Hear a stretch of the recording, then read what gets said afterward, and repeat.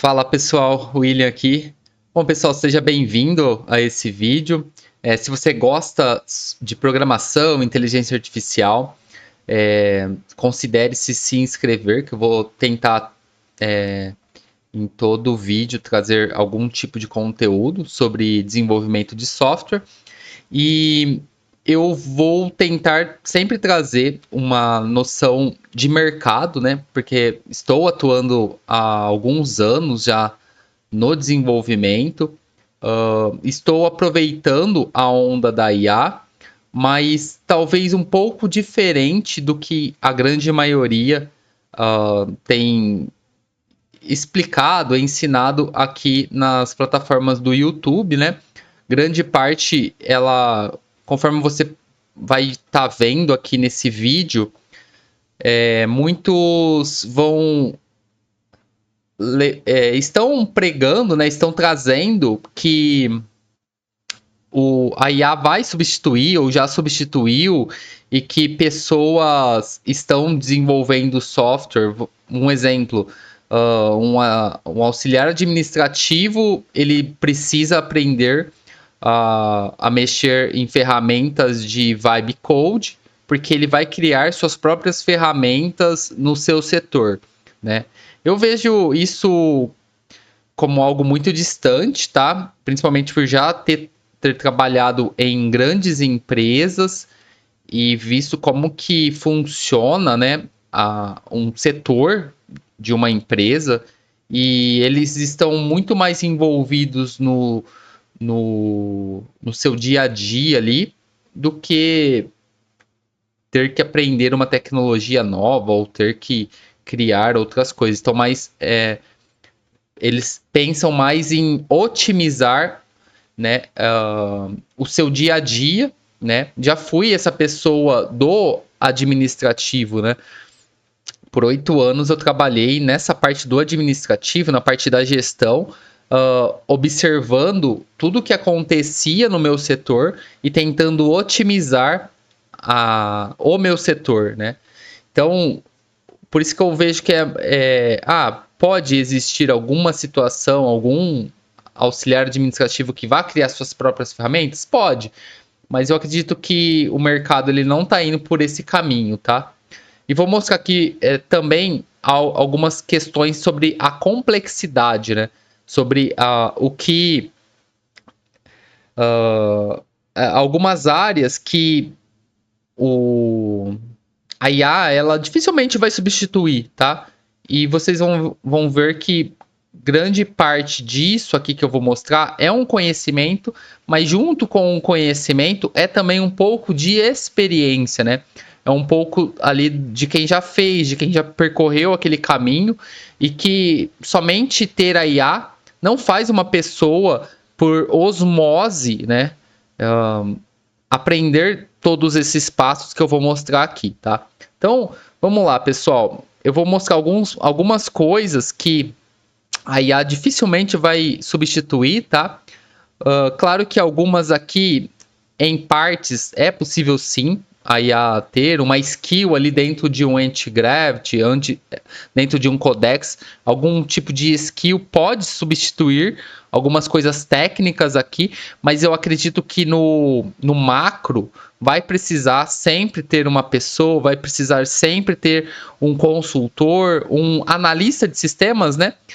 A minha formação mesmo, ela consiste nisso, em análise e desenvolvimento de software, né? E eu fui, por maior parte do tempo, esse analista, né? Que pega ali junto com o cliente as informações e passa, às vezes, para um desenvolvedor, né? Mastiga ali para o desenvolvedor, cria documentação para um desenvolvedor, para que o desenvolvedor crie. E, basicamente, hoje, se nós observarmos a parte da IA, ela vira o desenvolvedor, mas ainda existe algo entre somente passar para o desenvolvedor, né? Porque o desenvolvedor ele não sai criando código de forma sem pensar, sem raciocinar, sem planejar, né? Existe algo antes, né? Que aqui nesse primeiro passo, ó, entra a arquitetura de software, né? Decidir a melhor arquitetura. Por quê? Vão existir softwares pequenos, vão existir softwares médios, grandes, vão existir softwares que vão ter uma grande capacidade, vão ter muitos usuários pendurados o dia todo nesse software, vão ter outros que vão ter um exemplo, uma Black Friday, onde em um determinado dia vai ter ali 100 mil, 200 mil pessoas que vão fazer uma requisição para aquele site. E não sei se vocês têm esse conhecimento, principalmente para quem está entrando somente no Vibe Code, mas não sei se vocês têm noção, mas se vão ter, se você hospedar numa VPS básica, um sistema que vai ter milhões de requisições, 1000 requisições já vai derrubar o teu site, tá? O seu site já vai sair do ar. Ele não vai conseguir suportar esse nível de requisição, tá? Então você precisa ter uma arquitetura. Aqui tem a arquitetura de software e a arquitetura de solução, né? Você vai ter que ver quais são as soluções que vão ter que ficar por trás e para assumir, para ter força, né, para aguentar essas requisições. É só um exemplo, tá? Mas desde a arquitetura de software também, você vai ter que ver qual é a arquitetura, se você vai, se a aplicação ela vai ser um monolito, ou se ela vai ser microserviço, ou se ela vai ser uma aplicação mobile, se vai ter uma API, onde vai ficar essa API, quais partes do software vai ficar em determinados locais. Tem muita. Qual é o banco de dados? Se vai utilizar um banco de dados em memória, se vai utilizar um Redis, se vai utilizar cache. São várias ações, né, que o desenvolvedor toma que muitos vibe codes nem sabem que existe, tá? E às vezes criar somente um MVP, né, que é um sisteminha do mais básico possível, somente para ganhar uma grana, e eu apoio totalmente isso, tá? No desenvolvimento de software profissional, não é assim que se desenvolve, não é assim que se planeja, não é assim que se entrega para um cliente um sistema pronto, tá? Eu acredito que hoje em dia, quando eu particularmente assisto vídeos de vibe coders e pessoas que às vezes estão vindo somente do marketing digital e criando seus micro SaaS ali e entregando valor para o mercado, eu entendo que para nível muito pequeno, para nível nem médio, tá? Nível pequeno, softwares bem básicos mesmo, ok, tá perfeito, mas quando a gente entra num desenvolvimento de software um pouco mais robusto, não tem como a gente entregar sistemas tão amadores, vamos dizer assim, tão básicos, né? Por isso que esse conhecimento de arquitetura de software aqui, ele é essencial e aí vai muito mais além, vai além no sentido de repetição de código, né? Aí às vezes se você não souber o que ela tá fazendo, vai ter esse lixo, né? Porque querendo ou não, repetir muito código em uma aplicação pode ser um lixo ali, que com o decorrer do tempo o software vai ficar lento só por ter essas repetições e poderia estar otimizado em algum local. As classes talvez elas não estão da forma correta de se criar, né? Aí você não consegue otimizar aquelas classes e utilizar ela em outros locais também. Tem vários setores e eu vou tentar no decorrer desse canal aqui, criar mais conteúdo sobre arquitetura de software, tá? Então, a primeira questão que eu acredito que a IA não vai substituir, tá? É essa parte da arquitetura de software, tá? Deixa eu ver mais a próxima aqui. Então, o arquiteto de solução, que basicamente é traduzir, né, esse negócio, estar sentado ali junto com os stakeholders, com todos os envolvidos no processo, né, e entender qual que é a demanda em si, qual que é a complexidade da aplicação.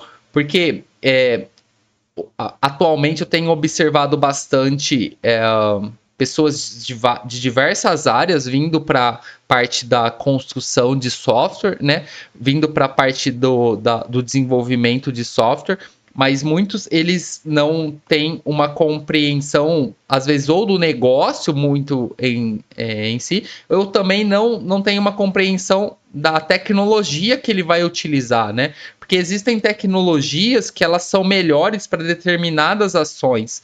Então, e também existem bancos de dados que são melhores para determinadas questões. Tem a parte de segurança e também tem a parte de otimizar, né? E quando a gente fala também em nuvem, aonde a gente vai subir, quanto o seu cliente ele vai gastar no fim, quando estiver já concluída a aplicação, quanto ele vai gastar mensalmente para que essa aplicação esteja rodando para ele, né? Então, é claro que grande parte aí dos vídeos que conforme eu comentei, são cases menores, são coisas pequenas, né? São MVPs, mas e aí? Já vai criar algo de forma séria, um MVP enxuto, pequeno, micro, mas que não vai reaproveitar nada. Então, se a empresa crescer, vai destruir tudo e aí vai ter que construir vai ter que contratar equipes para criar um software novo. Essa já é a decisão, né?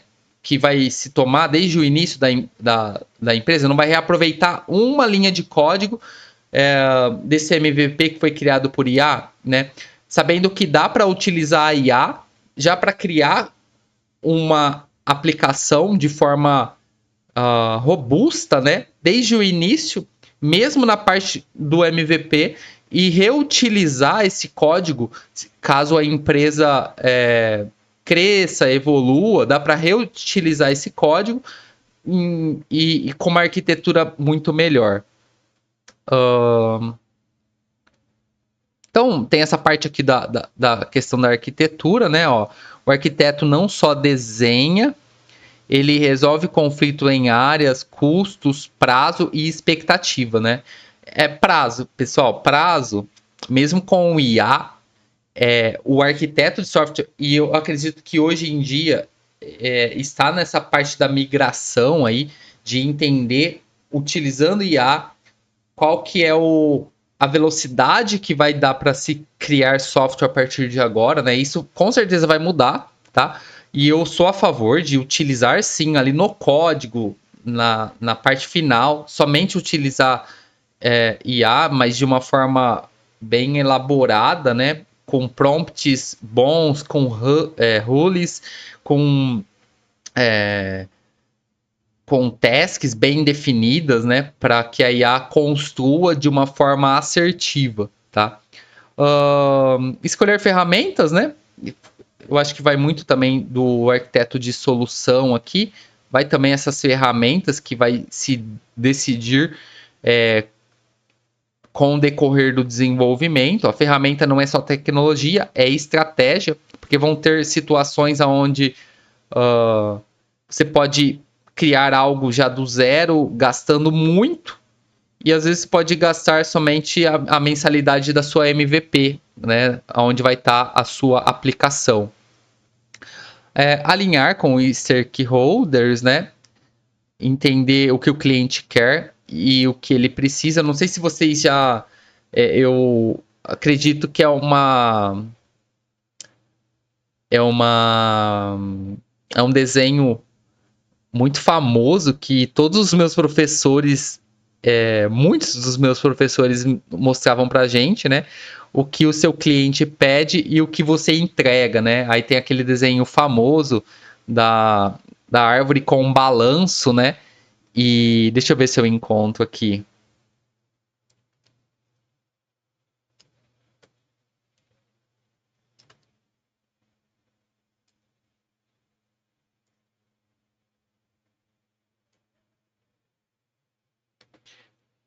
Aqui, esse aqui, ó. Não sei se vocês conhecem, mas isso daqui era na faculdade a gente via bastante, tá? O que o cliente explicou, como o líder do projeto entendeu, como o analista projetou, como o programador construiu, como o consultor de negócio descreveu, como o projeto foi documentado, ó, zero documentação, né? A gente nunca pensa em documentação, que funcionalidades foram instaladas, como o cliente foi cobrado, como foi mantido e o que o cliente realmente queria. Olha que top. E isso com IA, a IA não resolve isso, tá, pessoal? A IA não resolve isso. E eu acredito que até o próprio stakeholder ou a própria pessoa criando ali, às vezes ela não vai saber a forma com que ela quer, ela não vai conseguir organizar as tabelas do jeito que ela precisa, tá? Tem várias coisas que envolvem o desenvolvimento de software que é necessário. E muitas pessoas às vezes vão deixar nos comentários aí que é um programador. Eu sou um programador, muitos estão dizendo, né, desesperados, porque vai perder o emprego e tal. Porque quando a gente fala sobre seriedade no desenvolvimento de software, a grande parte das pessoas começa a falar isso, né? Que a gente está com medo de perder o emprego para IA, que a IA vai substituir, não sei o quê. Mas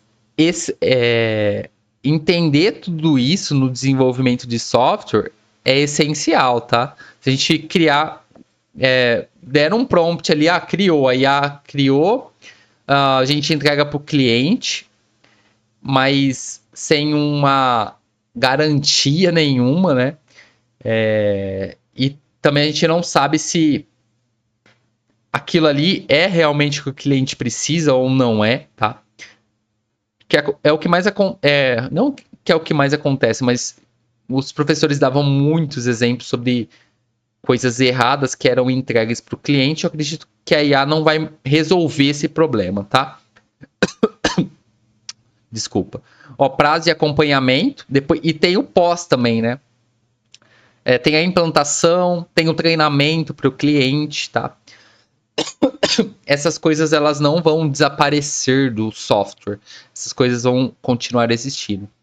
Ó, outras coisas que a IA não substituir pensamento crítico, tá? Então vão ter coisas que às vezes o cliente vai dizer e infelizmente ou felizmente a gente vai falar, cara, não faz sentido ou não dá para pôr isso no sistema, tá? E a gente tem que saber o que dá e o que não dá, tá? Nós temos que ter esse conhecimento para ser realista, ou dá para entregar agora, ou só dá para entregar daqui 9 meses, ou só dá para entregar quando a gente terminar essa etapa do sistema, tá? Essas coisas nós temos que ter o conhecimento e entendimento.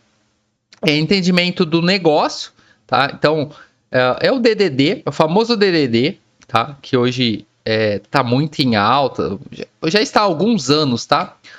A partir do DDD, se você não conhece os livros, eu aconselho muito a leitura. Eu já li algumas partes ali, alguns resumos. Eu quero pegar ele bem firme. Quando eu for lendo, eu vou criar conteúdos aqui e tá me desenvolvendo e compartilhando conhecimento sobre o DDD com vocês, tá? Criatividade aplicada, não só código. Então, às vezes uma solução ela não precisa ser complexa, tá? Para resolver um problema. E também não precisa existir, tá? Às vezes vão ter soluções que não existe nada parecido e a gente, felizmente, vai entregar isso para o nosso cliente, algo inédito, tá? E a replica padrões, então a gente tem que ter essa consciência também quando a gente pede algo para IA, principalmente se a gente pedir algo muito genérico, aí ela só vai entregar algo que ela já tem na memória dela ali, algo que já foi entregue no passado, tá? Mas existe também níveis, tá? De criatividade, aí também existe níveis de criatividade. Responsabilidade, essa é forte para o vídeo. É que eu pedi pro ChatGPT me ajudar, tá, pessoal? Deixa eu ver aqui. Ai.